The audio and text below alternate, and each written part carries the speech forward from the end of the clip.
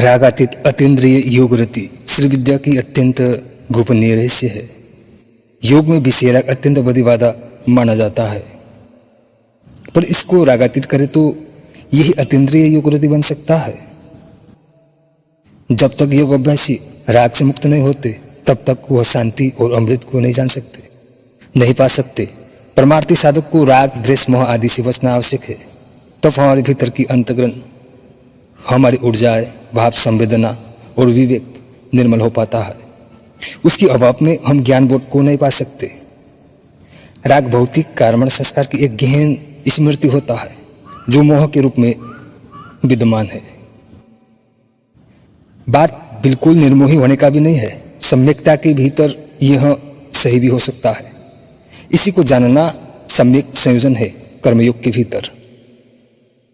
बाह्यभूत वासना की स्फुरणा सीधे तौर पर कदापि गलत नहीं माना जा सकता। तभी तो हम गतिशील हो पाते हैं, चाहे कर्म में हो या परमार्थ में, जो यहां से परे का उम्मीद होता है।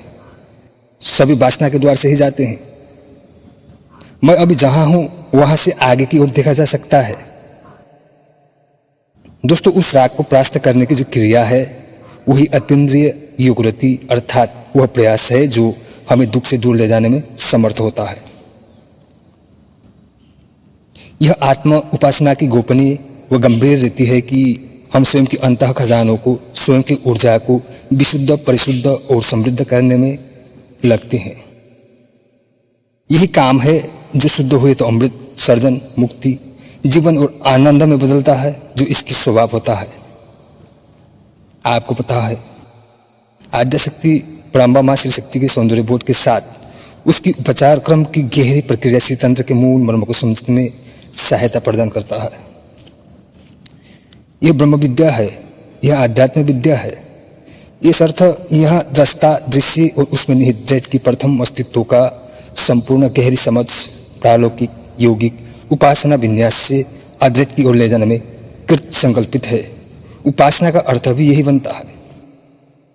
फिर उपासक उपास्य की उपासना में पूर्णावस्था पाता है तो वे संपूर्ण निष्ठा को सिद्ध करता है। पहले उपासना, फिर पूर्ण निष्ठा, फिर ऐक्यता। हम उपासना के द्वारा ही जान पाते हैं कि निष्ठा क्या है। निष्ठा ही ज्ञान की प्रथम द्वार है।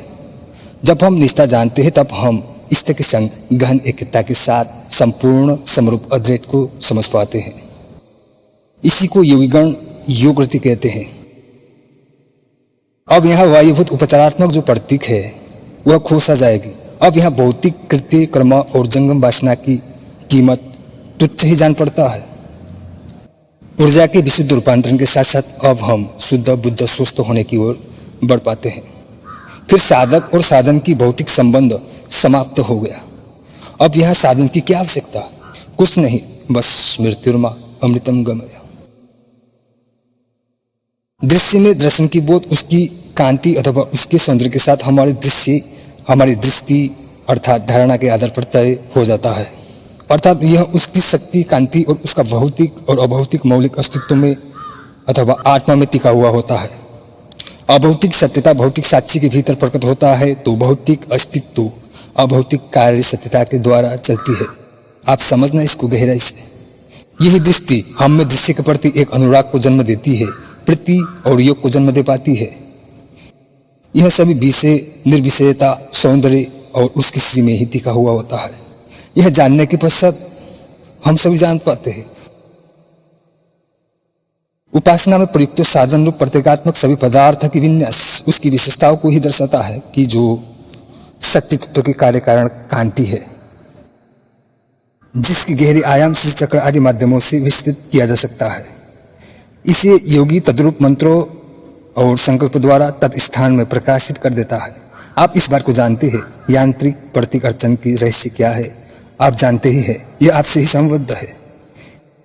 योगी सुप्रीम ईश्वरी भौतिक संरचना को ही श्री चक्र कहते हैं।